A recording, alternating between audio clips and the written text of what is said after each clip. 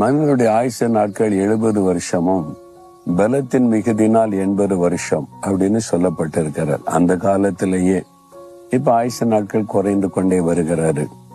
ஆனால் உன் ஆயுச நாட்கள் நீடித்திருக்கணும் ஆண்டவர் விரும்புகிறார்.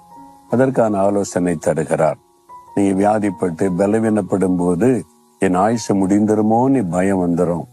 இன்னொரு 10 வருஷம் கூட்டி கொடுத்தா நல்லா இருக்குமே, ஆயுச நாட்கள் பெருகனா நல்லா இருக்குமே, என் பிள்ளைகள் பேர பிள்ளைகள் அவங்களுக்கெல்லாம் நான் ஜெபிக்கணும், அவங்கெல்லாம் ரட்சிக்கப்படுவதை பார்க்கணும் அப்படின்னு ஒரு நல்ல இருதயம் இருக்கும். அப்ப ஆயுச நாட்கள் பெருகிறதுக்கு என்ன செய்யணுமா, என்னாலே உன் நாட்கள் பெருகுன்னு கர்த்தர் சொல்றார். உன் ஆயுசன் வருஷங்கள் விருத்தி ஆகும். அப்ப ஆயுச நாள் விருத்தி ஆகும்னா என்ன பண்ணணும்ன்றது ஆண்டவர் சொல்றார்.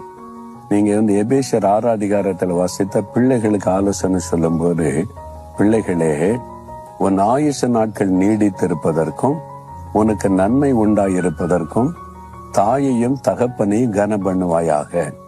பெற்றோரை நீங்க கனப்படுத்தி சந்தோஷமா வச்சீங்கன்னா உங்களுடைய ஆயுச நாட்கள் பெருகும்னு ஆண்டவர் வாக்கு கொடுத்திருக்கிறார். அப்ப உங்களுடைய அப்பா அம்மாவை நேசிக்கிறீங்களா, தாய் தகப்பனை கீழ்ப்படுகிறீங்களா? வயதான காலத்துல அவங்கள அசட்டை பண்ணி அவங்களுடைய வார்த்தை கனப்படுத்தாம அவங்கள ஒரு ஓரமா உட்காருன்னு சொல்லி மனதை வேதனைப்படுத்துறீங்களோ? யோசித்து பாருங்க.